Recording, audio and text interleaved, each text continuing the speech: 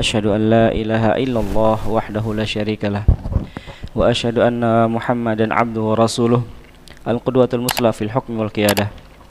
Salawatullahi alaihi wa ala alihi wa ashabihi wa man sara ala nahjihi wa istanna bi sunnatihi ila yaumil qiyamah.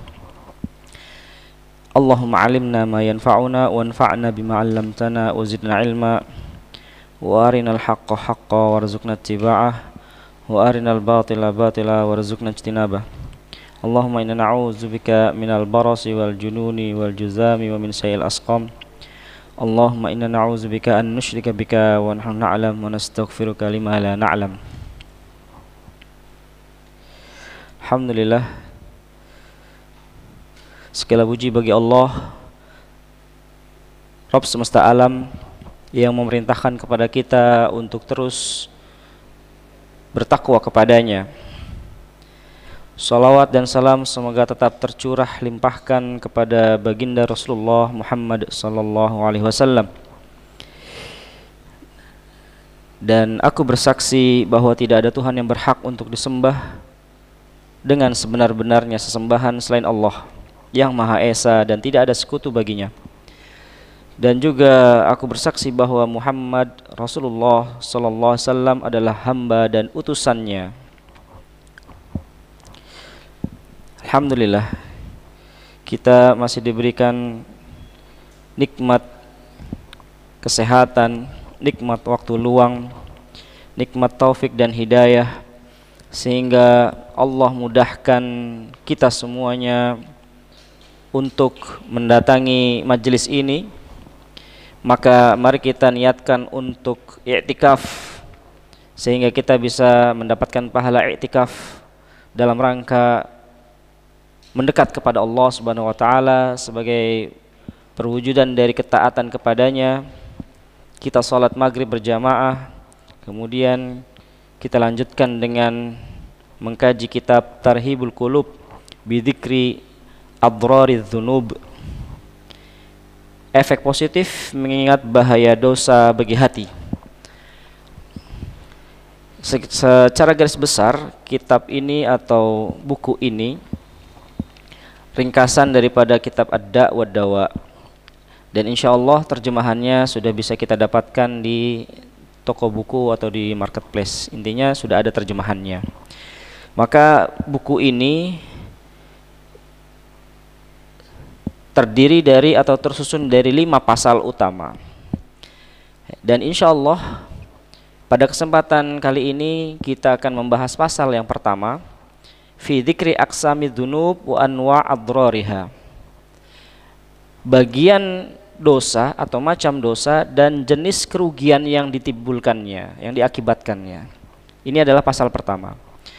Dan insyaallah pasal pertama ini tidak terlalu banyak menghabiskan waktu karena kita bisa menyelesaikannya dalam sekali pertemuan.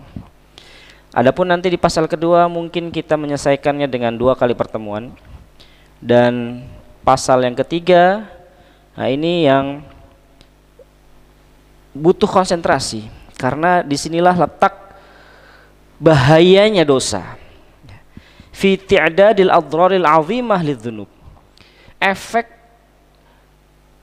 kehancuran yang ditimbulkan dari dosa. Apa sajakah efek yang bisa ditimbulkan akibat dosa? Di sini disebutkan hingga puluhan, ya, sekitar 20-an lebih disebutkan di sini efek daripada dosa yang dilakukan oleh seorang manusia atau seorang hamba. Karena setiap dosa yang dilakukan oleh kita sebagai manusia itu meninggalkan jejak atau bekas, bahkan bisa mengakibatkan kehancuran. Efek paling luar biasanya adalah menghantarkan kita kepada kekafiran karena dosa yang kita lakukan.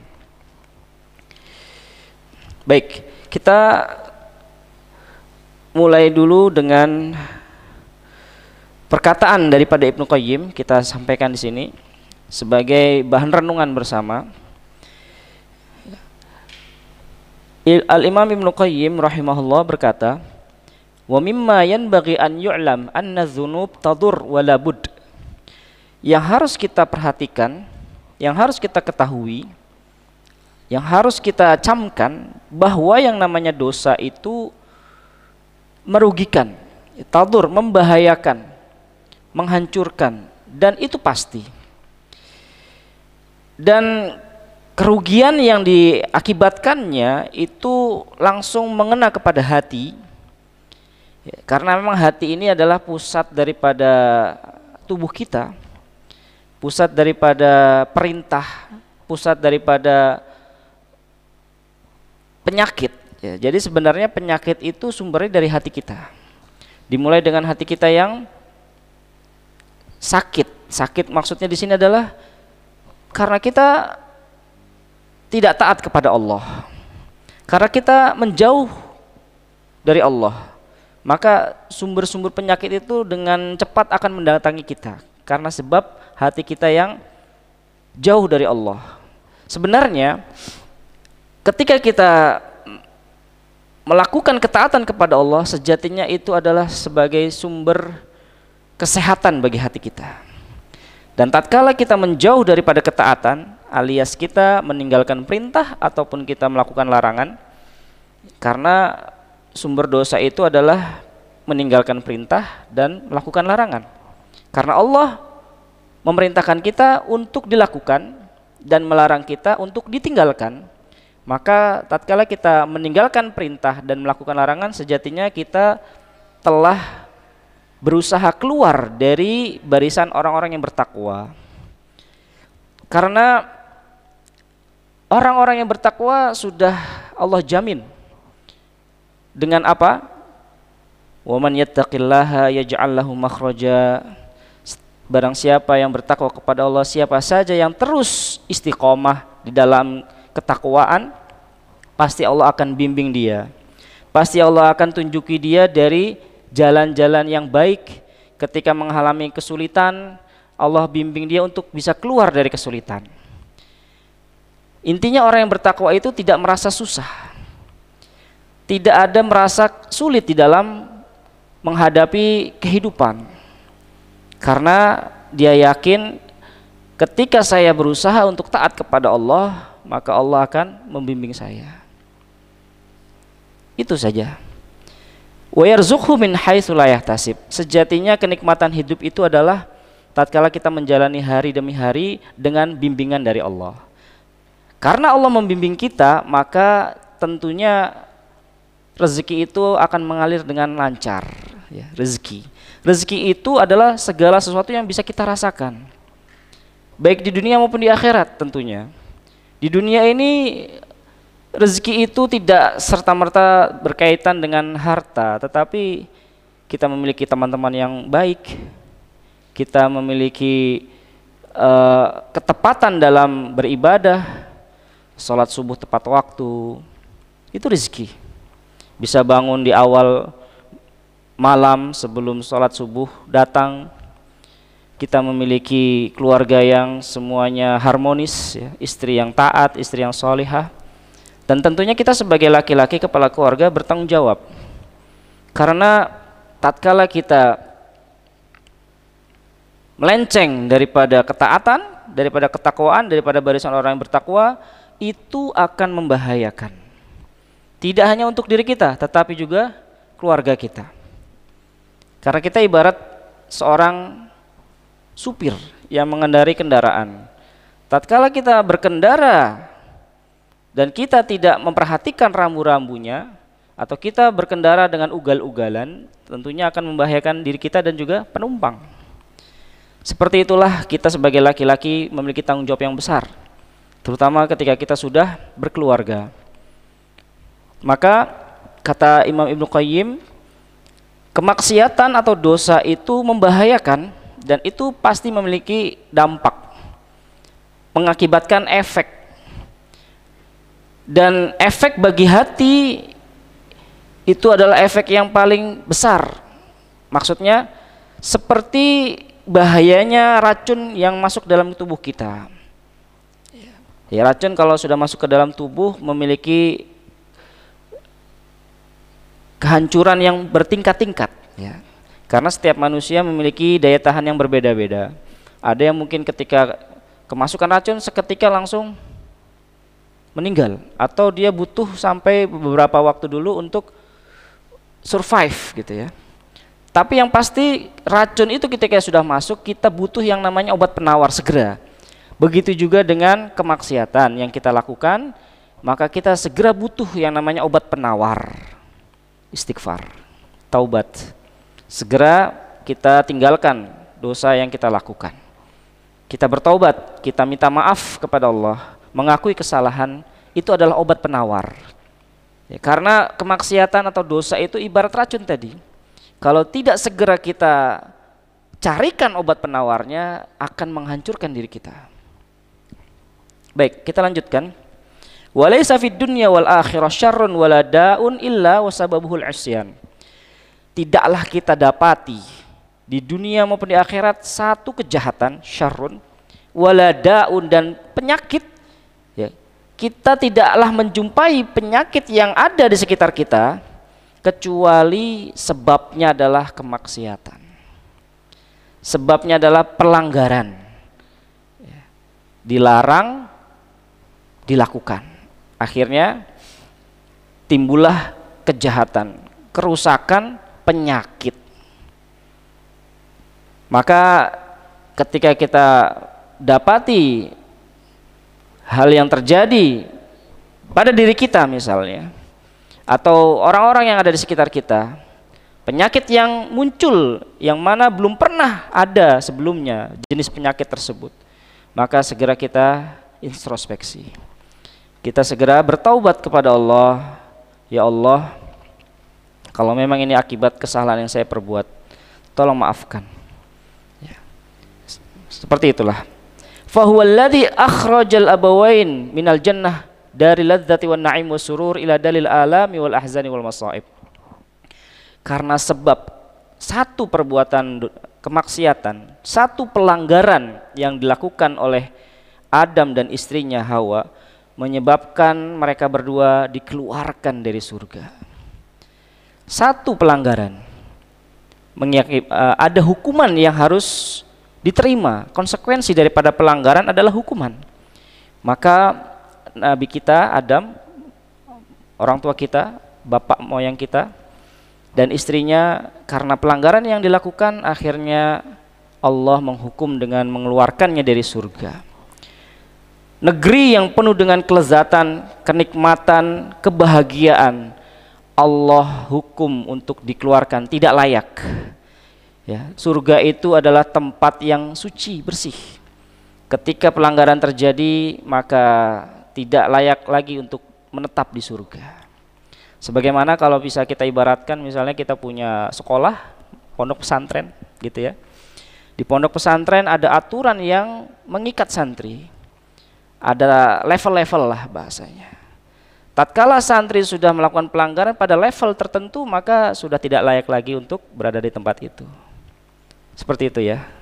Dan kami sebagai seorang yang pernah menyantri, sebagai seorang santri ya, dulu ya kita merasakan pelanggaran-pelanggaran itu memberikan kita hukuman ya, mendapatkan hukuman dan sebagainya, dan sampai pada level tertentu akhirnya tidak layak lagi untuk berada di pondok pesantren. Akhirnya harus dikeluarkan.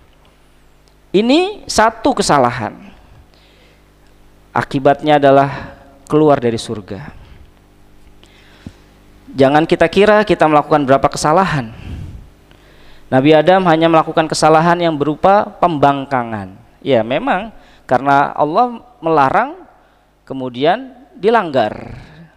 Sejatinya sebuah aturan itu, kita sebagai pemilik aturan misalnya, ketika kita memberikan aturan kemudian dilanggar aturan itu, tentunya kita marah ya. Tentunya kita tidak suka. Kenapa Anda melanggar? Anda harus dihukum. Hukuman yang diterima oleh Adam tentunya ini adalah pelajaran buat kita sebagai manusia yang memiliki tabiat yang sama, yaitu tamak ya. Manusia itu memiliki tabiat yang tamak, itulah sumber daripada dosa yang dilakukan oleh manusia. Tamak itu muaranya adalah syahwat ya, karena memang dosa yang dilakukan oleh Nabi Adam adalah dosa yang berpangkal daripada syahwat ya. Syahwat manusia itu tidak bisa dibatasi ya. Semakin dia dilarang dia semakin penasaran. Ya, begitulah manusia. Ditambah lagi pelanggaran itu terjadi karena faktor eksternal, misalnya bisikan syaitan, ya, yang kemudian mengantarkan kita kepada melakukan perbuatan dosa karena kita penasaran. Ya, seperti itulah sifat daripada atau prototipenya manusia memiliki sifat tamak, ya, dosa syahwat. Adapun dosa yang mengantarkan iblis kepada kemurkaan Allah adalah dosa syubhat. Karena memang iblis itu memiliki tabiat sombong. Ya, tabiatnya memang sombong, dia tidak melakukan atau meninggalkan perintah. Ya, dosa meninggalkan perintah lebih dahsyat hukumannya daripada dosa melakukan larangan. Sebagaimana kita saksikan, iblis mendapatkan hukuman yang begitu maha dahsyat. Allah tidak lagi menyayangi. Ya, yang tadinya makhluk kesayangan menjadi makhluk yang tercampakkan. Iblis, syaitan, yang tadinya selalu mendapatkan rahmat, akhirnya mendapatkan laknat dari Allah. Itulah iblis. Karena meninggalkan satu juga perbuatan dosa, yaitu tidak mau taat kepada perintah Allah berupa sujud. Ya, sama-sama melakukan pelanggaran, sama-sama mendapatkan hukuman, tetapi berbeda efek dan sikap Allah sebagai penciptanya. Ya, ketika syaitan melakukan pelanggaran, Allah memberikan hukuman yang betul-betul marah, ya, tidak suka sekali. Karena ini perintah. Perintah tidak dilakukan sama saja menantang. Ya, ketika kita diperintah dan kita tidak melakukan perintah, apa jadinya? Ya, sangat marah. Nggak pakai basa-basi sudah. Nggak ada istilahnya mau minta maaf itu udah nggak ada lagi, sudah sakit hati. Ya, itu manusia, ya. Ya, Allah ini, ya, didebat sama syaitan. Manusia tabiatnya tamak, ketika melakukan kesalahan introspeksi. Kalau syaitan melakukan kesalahan, dia merasa nggak terima, merasa benar. Makanya nanti ada model dosa syaitan. Nah, gitu. Nanti akan kita bahas di sini kan, pasal pertama adalah jenis bagian dosa atau macam dosa dan jenis kerugiannya. Insya Allah akan kita bahas. Baik, kita selesaikan dulu perkataannya Ibnu Qayyim. Nabi Adam dikeluarkan dari surga, negeri penuh dengan kelezatan, kenikmatan, kebahagiaan, menuju kepada negeri yang penuh dengan kesengsaraan, penderitaan, alam. Ya, alam itu penderitaan. Ahzan, kesedihan. Ya, wajar kalau kita sedih, kita merasa menderita, karena kita di dunia. Karena memang dunia itu tempatnya seperti itu. Ya, semua rasa ada, semua rasa kita yang menciptakannya. Ngapain kita bersedih? Karena kita yang menciptakan rasa sedih, ya. Karena kita tidak taat, kita telat sholat misalnya, kita bermaksiat, sedih kita. Kan kita yang melakukannya. Kalau kita taat kepada Allah, diperintahkan sholat, diperintahkan zakat, hati kita nyaman, senyum kita, ya, mudah kita untuk senyum. Apa yang membuat kita susah untuk tersenyum? Karena kita tidak bersyukur. Seandainya kita bersyukur terhadap apa yang menjadi pemberian Allah, kita akan mudah tersenyum. Kita melihat manusia dengan pandangan tidak melihat ke atas dengan pandangan iri, justru kita melihatnya adalah sebagai pandangan Masya Allah. Ya, saudaraku diberi kenikmatan seperti itu, mudah-mudahan sanggup untuk mengemban, ya, amanah yang Allah berikan berupa harta misalnya, berupa jabatan. Itu tidak gampang, tidak mudah. Seandainya itu semua Allah berikan kepada kita, mungkin kita tidak sanggup, ya, untuk mengemban amanah harta misalnya, amanah jabatan. Kita doakan saja kepada siapapun yang menjadi pemimpin, ya, yang sedang mengemban amanah jabatan, sedang mengemban amanah memiliki keuangan harta, kita doakan mudah-mudahan bisa dipergunakan untuk membantu saudara-saudaranya yang lain. Maka dunia itu adalah tempatnya kesengsaraan, kesedihan, dan juga musibah.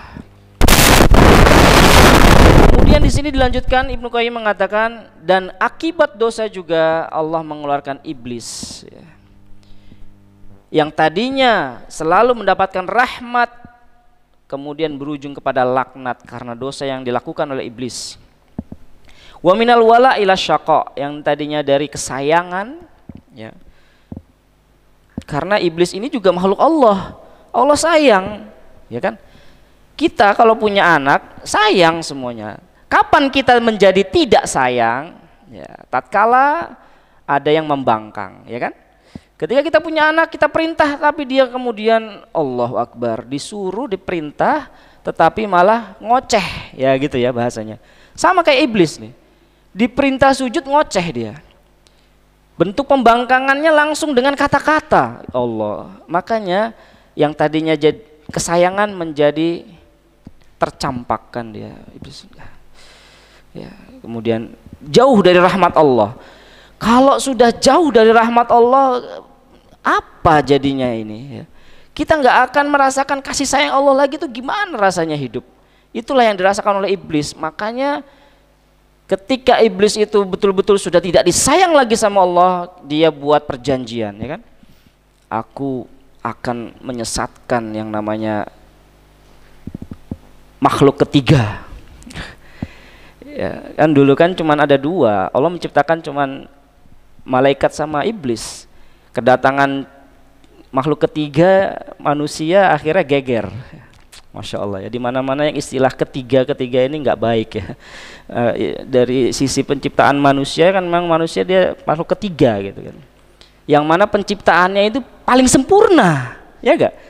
Dia memiliki sifat malaikat dan juga sekaligus memiliki sifat iblis, ya kan? Manusia ini sempurna. Allah sudah katakan penciptaan manusia itu penciptaan paling sempurna di antara malaikat dan iblis. Gimana enggak iri, ya kan? Iblis itu terhadap manusia. Akhirnya apa? Dia melakukan perjanjian akan menyesatkan manusia ini karena aku sudah dicampakkan oleh Allah. Iblis ini juga bertauhid, ya kan, tapi tauhid rububiyah. Dia mengakui Allah yang menciptakan, tapi sayang dia tidak dianggap oleh Allah karena tidak mau beribadah kepada Allah. Maka tauhid ini adalah ifradullah bil ibadah. Ya, inti daripada tauhid adalah mengesahkan Allah dalam peribadatan. Ya, tidak hanya mengakui Allah sebagai pencipta, tapi juga harus ibadah sebagai wujud terima kasih kepada Allah Subhanahu wa taala, sebagai wujud syukur. Kemudian kita lanjut. Lantas dengan sebab apa lagi ketika penduduk bumi ini Allah tenggelamkan? Masya Allah ya. Sebab apa yang dilakukan ini? Kok Allah menenggelamkan seluruh penduduk bumi sampai-sampai air itu mencapai setinggi gunung yang paling tinggi di bumi? Masya Allah. Jadi intinya adalah kisah Nabi Nuh itu betul-betul terjadi dan itu membinasakan semua manusia yang ada yang di saat itu kafir gitu kan. Jadi benar-benar nggak ada penghuni lagi. Ya, bumi itu sudah nggak ada penghuni kecuali orang-orang yang beriman dan ikut bersama di dalam bahteranya Nabi Nuh. Ya, di sini di sini Ibnu Qayyim mengatakan ahlul ard. Ya, jadi betul-betul bumi itu tenggelam semua, nggak ada manusia sama sekali. Ya. Sampai air itu mencapai pada puncak gunung tertinggi. Karena sebab apa? Sebab kesyirikan. Ya. Itu adalah jenis dosa atau bagian atau macam dosa yang pertama yang akan kita bahas nanti, yaitu dzunub mulkiyah. Dosa yang berkaitan dengan merasa besar, ya, merasa tinggi. Kesombongan, maksudnya merasa seperti raja, ya. Dosa raja, maksudnya raja itu kalau yang tidak beriman, ya, dia memiliki sifat apa? Sombong, angkuh, merasa agung, merasa dia yang bisa mengatur, ya. Dia adalah yang memiliki kerajaan, rob, ya. Dia memiliki sifat rob, rububiyah. Dia merasa seperti itu, seperti Fir'aun. Ya, aku bisa menghidupkan, mematikan, aku bisa mengatur A, B, C semuanya. Ini adalah dzunub mulkiyah. Karena manusia sudah merasa tinggi di luar daripada kodratnya, ya. Merasa menjadi Tuhan. Ya, orang-orang yang syirik itu kan orang-orang yang tidak mengakui Allah. Dia merasa hebat gitu kan ya. Merasa bisa melakukan apapun dengan dirinya, dengan kepintarannya, kecerdasan, dengan apa yang dia miliki.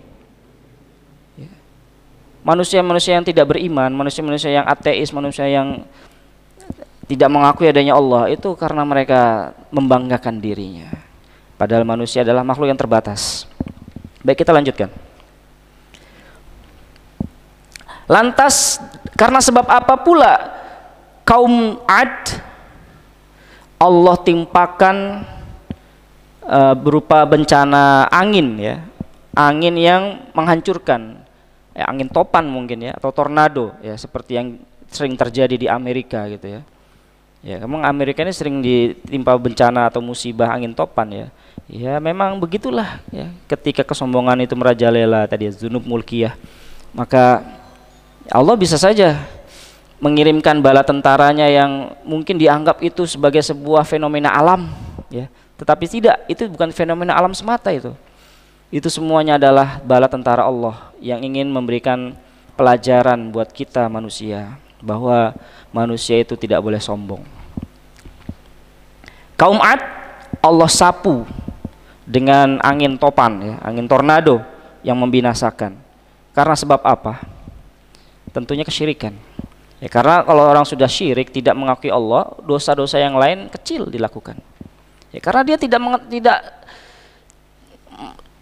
ia merasa besar tadi ya. Tidak tahu dia harus kemana berterima kasih. Karena untuk berterima kasih itu butuh kerendahan, ya gak? Ketika kita beribadah kepada Allah kan kita merendahkan gitu loh. Sementara orang-orang yang tidak beribadah itu kan mereka merasa tinggi. Gimana mereka mau merendah orang mereka tinggi? Akhirnya sikat, sapu dengan angin tornado. Kemudian dengan sebab apa pula yang mengakibatkan kaum Samud hancur, berantakan? Musibah apa atau siksaan apa yang Allah timpakan kepada kaum Samud? As-soihah, suara keras ya, guntur gitu ya, yang memekakkan. Intinya adalah di jeleger gitu ya, wallahu alam seperti apa. Mungkin kita bisa baca kisahnya di kisah kaum Samud ya. As-soihah, Allah timpakan siksaannya seperti itu. Wa ja'ala qura qaumi Lut, kemudian karena sebab kemaksiatan dan dosa juga yang dilakukan oleh kaum Lut, buminya dibolak-balik, di blender lah bahasanya gitu, kayak yang terjadi di Indonesia. Allahu Akbar ya kan. Ya, itu kalau kita mau introspeksi itu sebenarnya nggak usah pakai bahasa apa istilahnya mencocok logika, enggak. Memang kita telusuri aja, pasti terjadi kemaksiatan di situ. Nggak mungkin Allah itu kemudian menghancurkan atau mengirimkan musibah kalau tidak ada pemicunya. Pasti ada kerusakan yang terjadi di situ. Loh, kita aja loh kalau mau membangun sesuatu yang bagus kan kita hancurkan dulu ya Kak. Ini bangunan sudah nggak layak, ya hancurin aja dulu, dibangun lagi dari awal. Ya sama Allah ketika sudah tidak suka lagi dengan bangunan atau negeri atau daerah itu karena kemaksiatan dilakukan, kesyirikan dilakukan, ya dihancurin aja. Sekarang lihat bagaimana dakwah merajalela di sana, masya Allah. Teman Ana salah satunya, Ana punya teman, dia orang Palu asli, dan ketika musibah itu terjadi dia sedang bersama saya, dan langsung pergi untuk ke tempat keluarganya ya, karena banyak keluarganya yang tertimpa juga terkena musibah itu.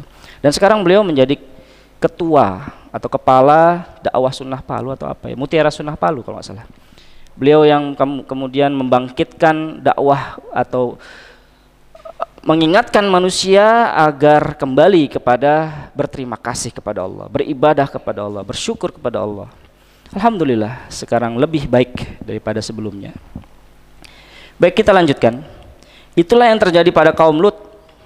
Allah jadikan bumi itu bolak-balik, yang bawah jadi di atas, atas jadi di bawah.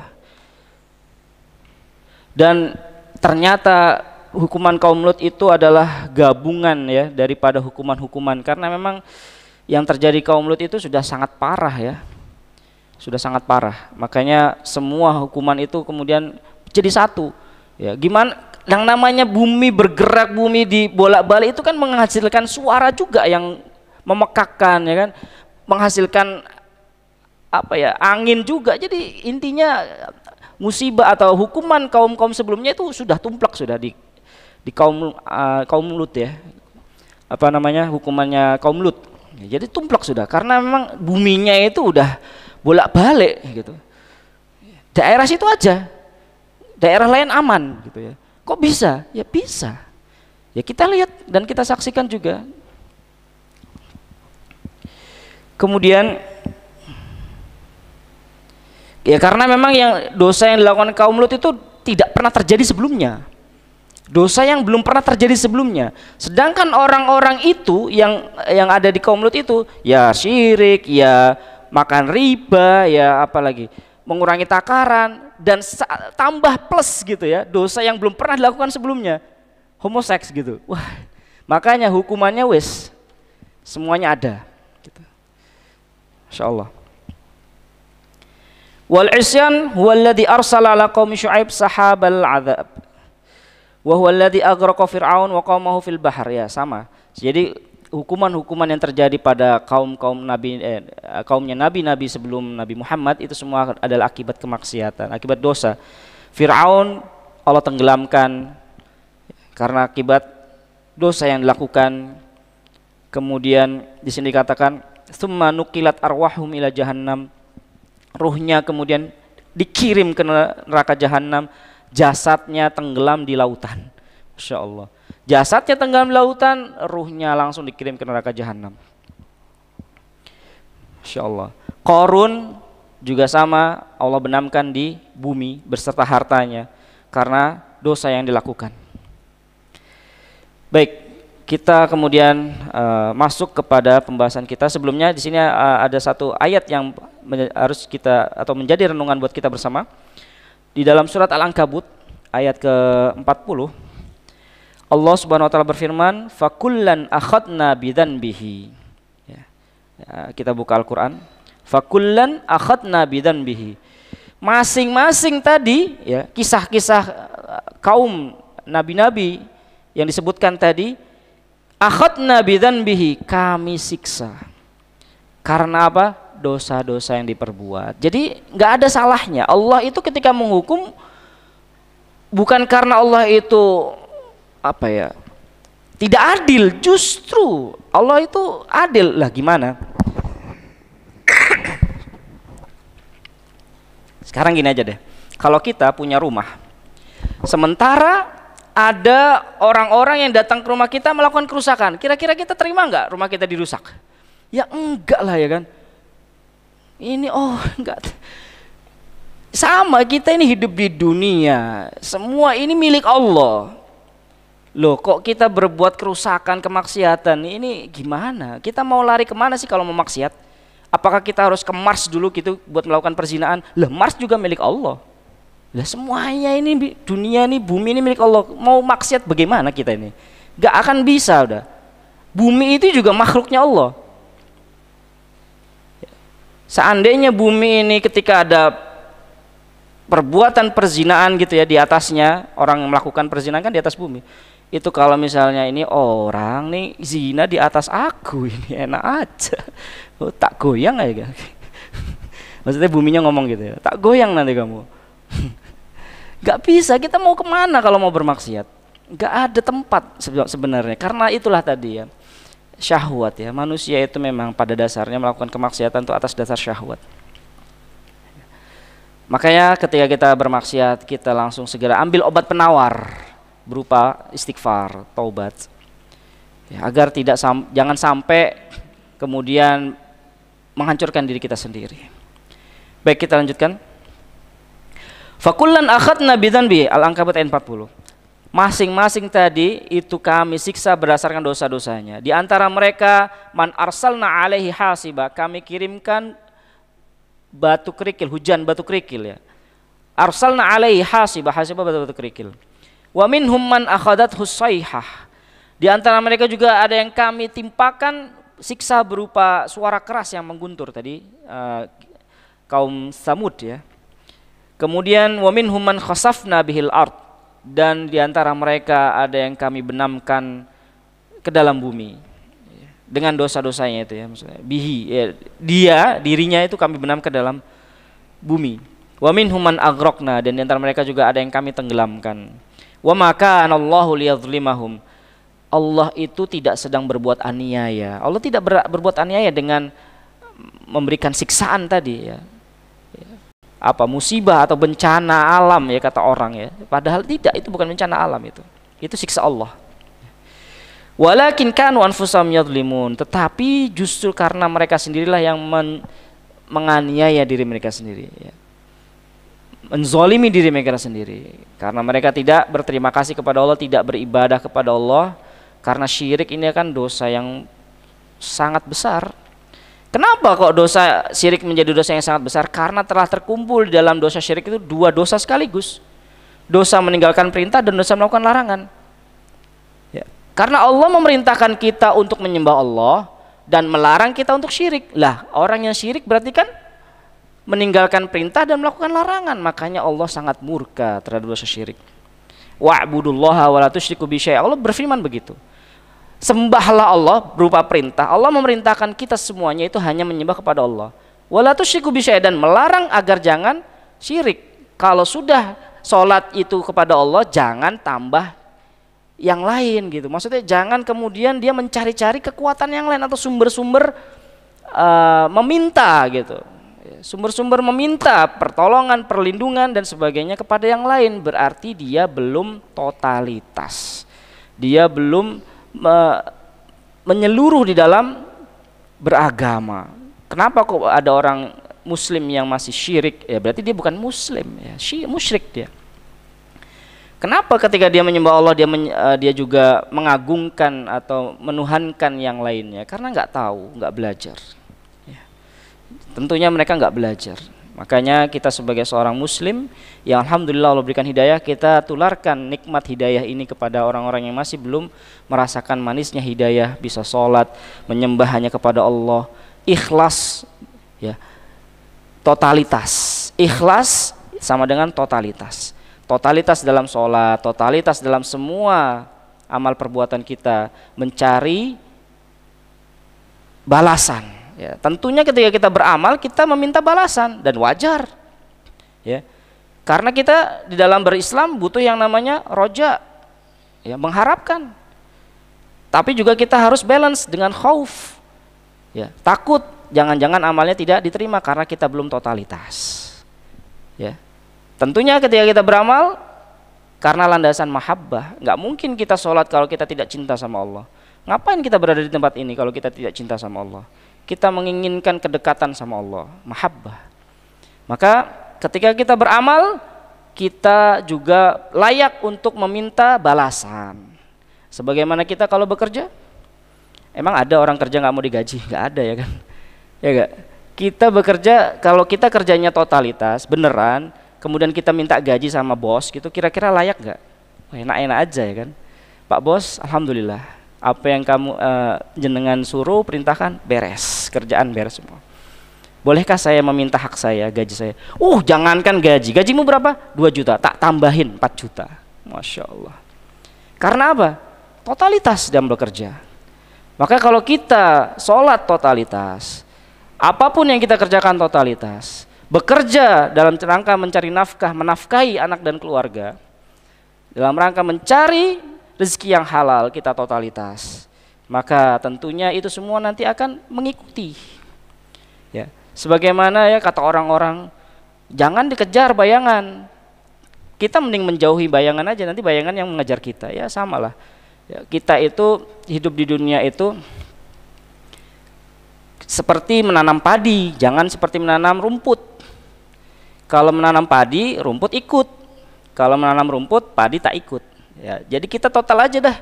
Mendingan apa yang kita kerjakan semuanya mengharapkan bimbingan dari Allah. Ya Allah, ya tolong bimbing saya. Saya berusaha untuk bisa mendekat kepadamu. Maka kata Allah apa? Melalui lisan Rasulnya, Man yuridillahu bi khairan yufaqihu fiddin. Ciri baiknya orang itu kalau dia paham agama. Semakin kita belajar agama, sejatinya semakin Allah menginginkan kebaikan. Bukan berarti kalau kita belajar agama itu kita menjadi seorang yang kemudian menjadi eksklusif. Kata siapa? Loh, kita ini sedang ingin menuju Allah kok, menuju Khalik, bukan menuju makhluk. Ya. Nggak apa-apa dibilang lah orang zaman sekarang udah ke Mars gitu ya. Kamu masih ngaji aja. Loh, salah. Saya ngaji, saya belajar agama itu saya sedang menuju alam semesta yang di atasnya Mars lagi dong, ya kan? Kamu cuma sampai Mars, aku sudah sampai langit 7. Saya sedang menuju Allah. Ya. Pemilik Mars loh. Kamu ini gimana sih? Masa dari bumi cuma ke Mars doang? Sedekat banget gitu ya. Dan itu juga nggak mungkin ya manusia bisa ke Mars, ya kan? Makanya kita udahlah, nggak usah dengarkan perkataan orang. Kita bismillah, kita belajar agama, kita memperbaiki diri, kita ingin menjadi manusia yang dekat sama Allah. Ya, itu dalam rangka apa? Kita makhluk ingin menuju kepada Khalik. Ya, segitiga. Ya. Ya, menuju kepada Allah itu sama dengan kita menuju kepada kebahagiaan, bimbingan. Ya, kita hidup tuh butuh bimbingan. Sebagaimana seorang mahasiswa ketika dia mengerjakan skripsi, dia butuh yang namanya bimbingan dosen. Gak mungkin lah seorang mahasiswa itu mengerjakan skripsi tanpa bimbingan. Bisa, tapi gak tahu benar apa enggak gitu. Makanya dalam setiap kehidupan kita butuh bimbingan Allah. Dan salah satu bimbingan yang paling kuat adalah doa. Bagaimana kita bisa dibimbing oleh Allah? Kita setiap hari berdoa. Apapun ya, kita sudah menghafal doa masuk masjid, doa masuk ke kamar mandi, doa apapun Allah sudah ajarkan. Sampai doa berhubungan suami istri Allah sudah ajarkan. Sampai doa memohon kekuatan di dalam berhubungan juga Allah sudah ajarkan. Semuanya sudah ada doanya. Tinggal kita mau menghafal atau tidak. Pembahasan kita langsung kepada kitab Tarhibul Qulub bidzikri adradidz dzunub. Bagian dosa dan jenis kerugiannya atau kehancurannya. Dosa itu ada dua, sebagaimana sudah kami sampaikan tadi. Tarku ma'murin, meninggalkan perintah seperti dosanya iblis, wa fi'lu mahdhurin, dan melakukan larangan seperti dosanya Adam. Dan keduanya yang qasim bi'tibari mahallihi. Dan keduanya memiliki bagian-bagian sesuai dengan tempatnya ya. Ila zahir 'alal jawari wa batin fil qalb. Dosa yang berupa sesuatu yang tampak yaitu anggota tubuh, dan batin yaitu jiwa, ya, raga dan jiwa ya. Dosa jiwa dan dosa raga gitu ya. Di dalam hati. Dan juga dosa tadi, dua dosa tadi, sumber dosa tadi meninggalkan perintah dan melakukan larangan itu juga memiliki kaitan ya. Yang berkaitan dengan hak Allah dan yang berkaitan dengan hak sesama manusia. Nah, macam-macam dosa ini kemudian menjadi 4 bagian. Dzunub tadi, dzunub 2 kan, sebenarnya pangkal dosa kan 2 tadi. Nah, ini kemudian ada 4 bagian. Yang pertama dosa yang jenisnya atau bentuknya itu dzunub mulkiyah. Dosa raja gitu ya. Kerajaan atau kekuasaan lah gitu ya. Apa sih yang dimaksud dengan dzunub mulkiyah atau dosa kekuasaan? An yata'atal abdu ma la yasullahu min sifatil mulk. Seorang manusia itu merasa ya, atau berbuat nekat terhadap sesuatu yang tidak pantas sebenarnya untuk dia mensifati dirinya seperti itu ya. Seperti memiliki rububiyah ya. Kekuasaan menciptakan, kekuasaan kemudian mengatur. Manusia kan sebenarnya memiliki kekuasaan itu, cuman jangan sampai berlebihan gitu loh. Seperti gayanya Fir'aun ya, ketika dia berkuasa seakan-akan saya adalah Tuhan gitu. Ana rabbukumul a'la.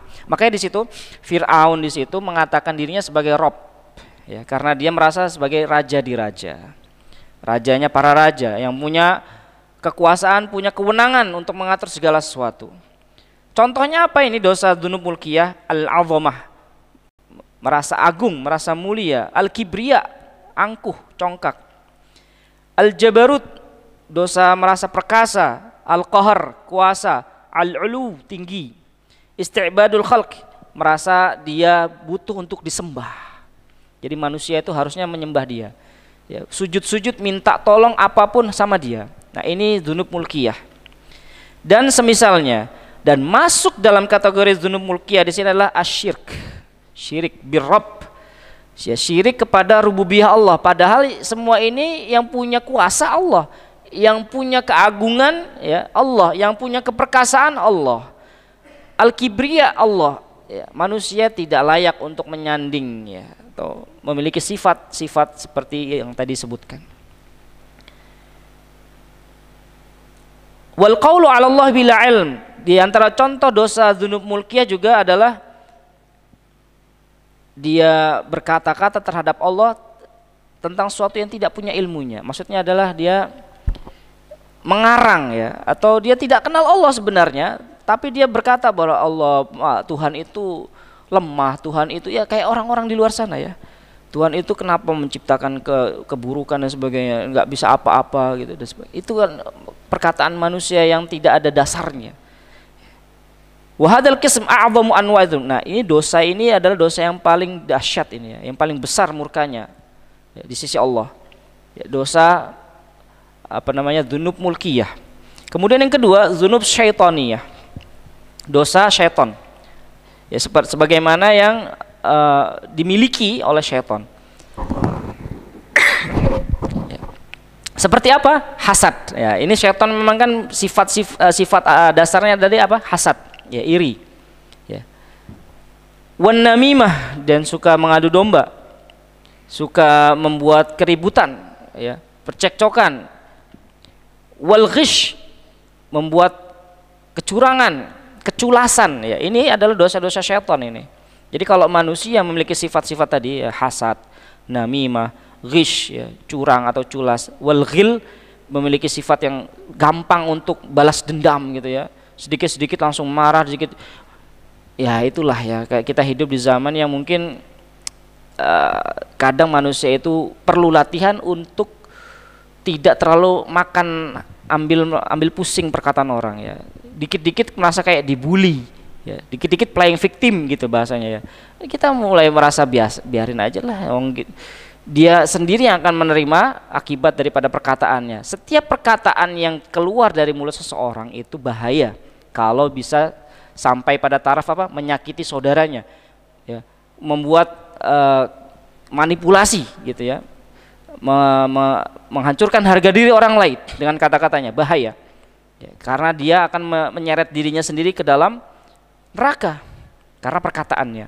Maka kita sebagai manusia ya, kita mulai berlatih untuk bisa resisten lah bahasa gitu ya, tidak mempan lagi dengan perkataan yang sifatnya itu membuli kalau kita juga bermuamalah dengan baik ya. Makanya mungkin kadang-kadang orang itu berkata buruk kepada kita karena mungkin kita juga pernah berbuat buruk dengan dia, makanya dia berbuat buruk seperti itu kepada kita, karena memang dosa itu memiliki langsung ada efek kontannya gitu loh ya. Kalau kita berbuat buruk sama orang ya jangan salahkan dia nanti berbuat buruk sama kita. Makanya kita dalam berinteraksi dengan orang, kita berpikir ya, jangan sampai salah mengucapkan kata-kata, jangan sampai salah bertindak ya, apalagi dalam bermuamalah jangan sampai bohong. Dah gitu aja. Laki-laki itu harga dirinya adalah kata-katanya. Ketika laki-laki sudah berbohong ya, nggak akan dipercaya lagi. Oke, kita lanjut. Jadi dosa syaitonia tadi apa?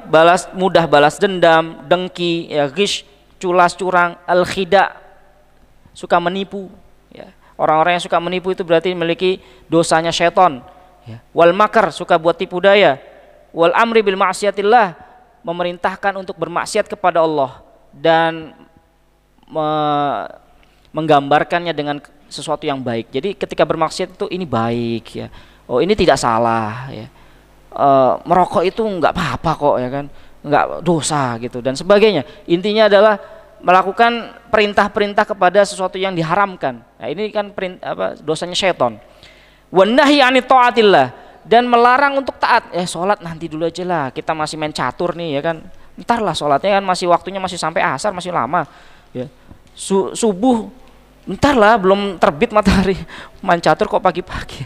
Oke, pokoknya segala sesuatu yang dia berupa menghalangi manusia daripada ketaatan itu sama kayak dosanya syaitan, perilaku syaitan. Berbuat bid'ah terhadap urusan agama, ya, dan menyeru kepada perbuatan bid'ah dan kesesatan. Ini adalah dosa-dosa syaitan ini. Jadi kalau ada manusia yang kerjaannya itu mengajak kepada sesuatu yang dilarang oleh agama, ya, baik bentuknya itu adalah perbuatan tadi ya, perbuatan maksiat atau perbuatan bid'ah, itu maka seperti syaitan. Kemudian yang ketiga, dzunub subaiyah atau sabuiyah. Dosa seperti yang dilakukan oleh binatang buas ya, atau hewan-hewan itu juga memiliki karakter ya, seperti binatang-binatang buas. Seperti apa dosa-dosa yang terlahirkan daripada itu? Ya, udwan ya, permusuhan ya. Jadi kalau ada orang sedikit-sedikit langsung marah, langsung pengennya berkelahi, bertengkar, tawuran. Nah, ini dosanya hewan ini. Hewan itu ya seperti itu ya. Ya. Diganggu sedikit langsung pengennya nerekam gitu kan. Al-ghadab, marah ya, gampang marah. Kal-baghi wadh-dhulm, melanggar hak, melanggar perjanjian, sudah ada perjanjian dilanggar.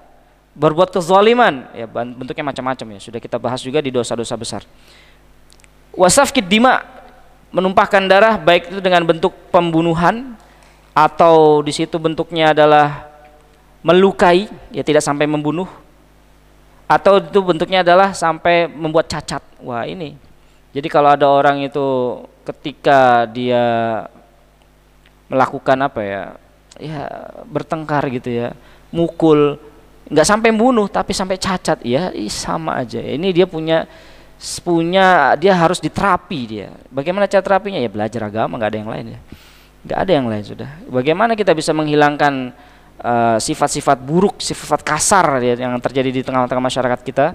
Ya kita Bismillah ya, kita dakwahkan ya Islam itu, bahwa Islam adalah agama yang bisa menghandle, ya, yang bisa meredam, bisa membenahi. Ya. Sebuah pembenahan itu dimulai dengan Islam. Ya. Islam itu adalah agama yang memberikan kedamaian buat semuanya, tidak hanya untuk orang Muslim. Orang kafir pun juga akan merasakan kedamaian atau rahmatnya daripada Islam.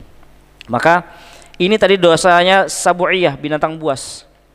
Ya, suka menindas orang-orang lemah. Ya. Tawassub ala du'afa, ya itulah hewan itu. Kalau misalnya dia sudah merasa di puncaknya, dia merasa sudah paling senior, paling top gitu ya, dia akan menindas yang kecil-kecil ya, begitulah hewan ya. Wa kullu anwa'il adza al mahsus, dan segala bentuk pengganggu membuat mara bahaya ya, mengganggu ya, itu adalah dzunub sabuiyah.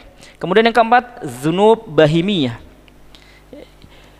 dosa binatang. Masya Allah, binatang-binatang yang tidak sampai kepada yang sabuiyah tadi. Kan hewan kan ada hewan buas ya. Nah, dzunub bahimiyah ini seperti sifatnya hewan, kayak apa? Rakus ya. Syarrah, asyarah wal hirs ala qada'i syahwatil batan wal farj. Ya, hewan itu tidak bisa menahan gejolak syahwatnya, terutama dia ya sudah, kita lihatlah bagaimana hewan itu melakukan persetubuhan ya, atau dia tidak bisa nahan lapar, yaitu hewan. Maka kalau hewan itu sudah lapar, dia akan ganas gitu ya, akan galak. Wa minha yatawalad az-zina wasrana.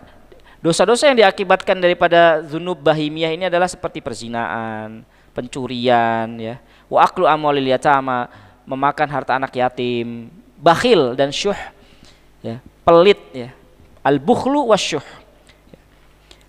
Sama-sama artinya pelit, tetapi memiliki perbedaan secara maksudnya. Ya, al-bukhlu wasyuh. Ya, bukhl atau bakhil dan syuh juga artinya pelit. Tetapi di sini ada perbedaannya yang mendasar adalah bakhil atau pelit. Allah memberikan gambarannya kalau bakhil itu dia pelit terhadap apa-apa yang sudah dimiliki. Yang mana yang dia miliki itu semuanya adalah karunia dari Allah, pemberian dari Allah, tapi dia tidak mau berbagi. Ya, apa yang sudah dimiliki tidak mau dibagi. Ya, entah dia tidak berzakat, tidak sedekah, tidak memperhatikan tetangganya, itu bakhil, pelit. Kalau syuh, dia juga pelit, tetapi pelit yang lahir karena dia sedang mengejar sesuatu. Manusia pada dasarnya memiliki karakter syuh. Ya.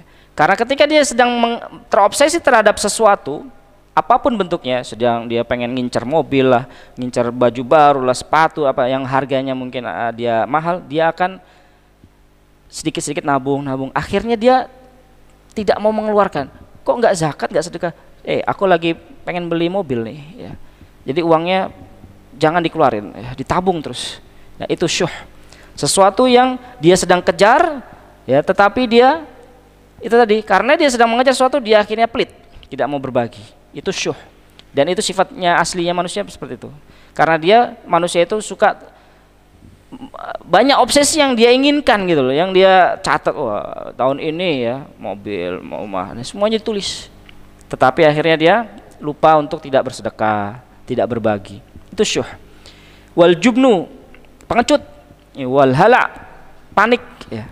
Itu adalah sifat-sifat atau dosa-dosa yang lahir daripada zunub bahimiyah. Jadi ada 4, zunub mulkiyah ya, kemudian zunub dosa karena syaitoniyah ya, syaiton, dosa syaiton bentuknya, dan ketiga tadi zunub sabu'iyah, dosa hewan buas, dan yang keempat zunub bahimiyah. Mungkin ini yang bisa kita sampaikan pada kesempatan kita kali ini. Insya Allah kita lanjutkan pada pembahasan berikutnya, tetapi sebelumnya ini ada kerugian ya tadi ya, kerugian yang ditimbulkan atau dampak daripada yang ditimbulkan dari 4 model dosa tadi ya. Ya, wa adharu dzunub naw'an, kemudorotan atau kehancuran yang diakibatkan oleh dosa itu ada 2 model.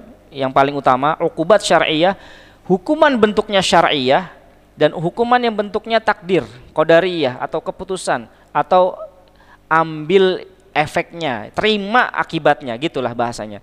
Kayak uqubat syar'iyah misalnya, kalau kita mencuri kita akan mendapatkan hukuman syariah berupa potong tangan dan sebagainya. Itu hukuman syariah. Zina dan sebagainya itu ada hukuman syariah. Nah, ada lagi hukuman qadariyahnya. Ketika kita melakukan larangan yang kita langgar misalnya, akan ada efeknya semua. Ya, perzinaan, merokok lah dan sebagainya. Pasti ada efek yang langsung kita terima di dalam tubuh kita. Ya, akan rusak tubuh kita. Nah, itu kayaknya ya rasain sendiri gitu ya bahasanya gitu ya, karena dosa yang kalian perbuat kalian akan merasakan akibat yang ditanggung sendiri. Itu uqubat qadariyah, seperti itu. Baik, kita cukupkan untuk pertemuan kita pada kesempatan kali ini. Mudah-mudahan apa yang kita sampaikan bisa menjadi pengingat buat diri kita bahwa kita manusia, tujuan kita adalah menuju surga Allah ya, jangan sampai kita salah sasaran ya, karena kita menginginkan kembali kehidupan kita kepada surga Allah Subhanahu wa taala, maka kita berhati-hati. Kita berhati-hati dalam menapaki hidup ini dan jangan sampai keluar dari barisan orang-orang yang bertakwa. Ya, dosa ada 2, meninggalkan perintah dan melakukan larangan. Baik, demikian. Subhanakallahumma bihamdika asyhadu an la ilaha illa anta astaghfiruka wa atubu ilaik. Assalamualaikum warahmatullahi wabarakatuh.